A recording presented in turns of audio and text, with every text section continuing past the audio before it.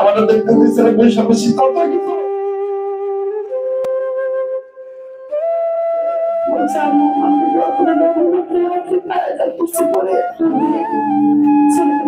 আম্মা, আমার নাম তো আপনারা খোবাইব রাখছে, খোবাইবটা শহীদ হয়েছে। আম্মা আব্বা আমার দোয়া তো কবুল হয়। আপনারা আমার লাগে দোয়া করে আল্লাহ নিয়ে আমার শহীদ করে।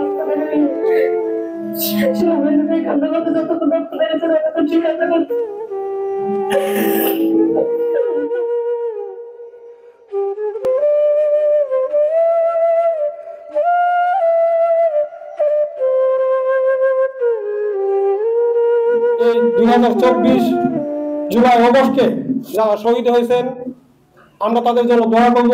আল্লাহ পাক যেন ওনাদের জান্নাতুল ফেরদৌস দান করেন, এবং যারা আহত হয়েছেন তাদের জন্য দোয়া করব।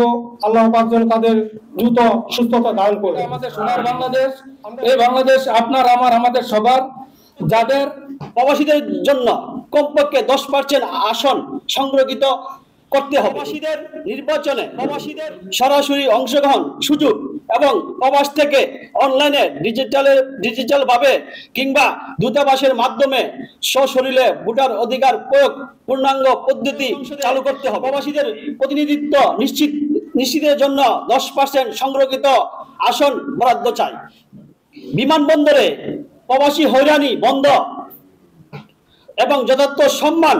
বাংলাদেশের বিমান সহ বেসরকারি অন্যান্য বিমানের সিন্ডিকেট মুক্ত স্বল্প মূল্যে বিমান টিকিট চাই। পাসপোর্ট সংশোধন এবং সুযোগ সহ দালাল ও হয়রানি মুক্ত পাসপোর্ট দূতাবাস সেবা চাই। প্রবাসীদের পরিবারের সদস্যদের সুচিকিৎসার জন্য অগ্রাধিকার ভিত্তিক চিকিৎসা সেবা ও বিশেষ পদ্ধতি হাসপাতাল চাই।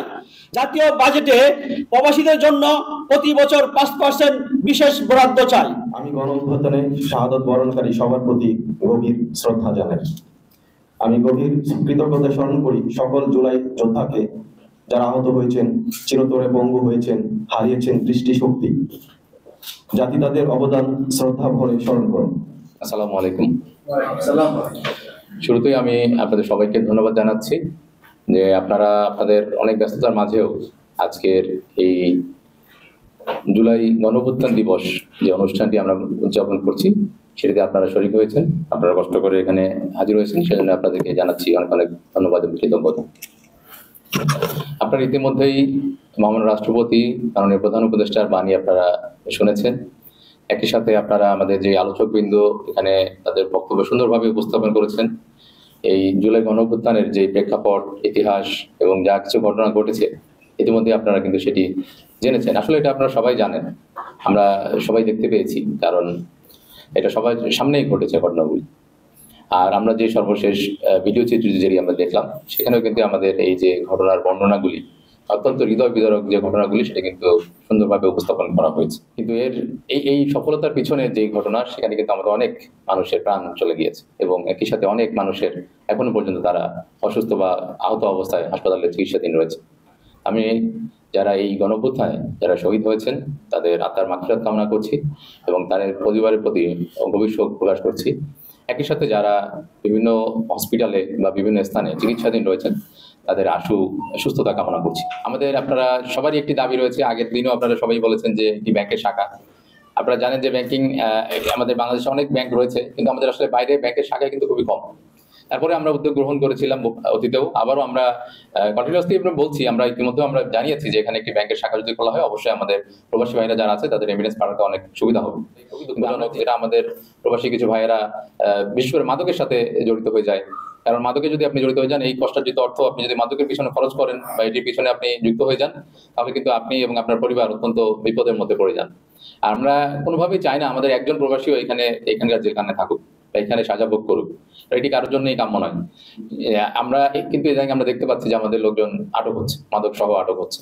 এটা আসলে আমাদের কারোর জন্যই কামনা। আমরা আপনারা যার যার অবস্থান থেকে আপনারা চেষ্টা করবেন, সবাইকে বোঝাবেন যে ভাই কোনোভাবে যেন আমরা মাদকের মধ্যে কেউ কোনোভাবে যুক্ত না।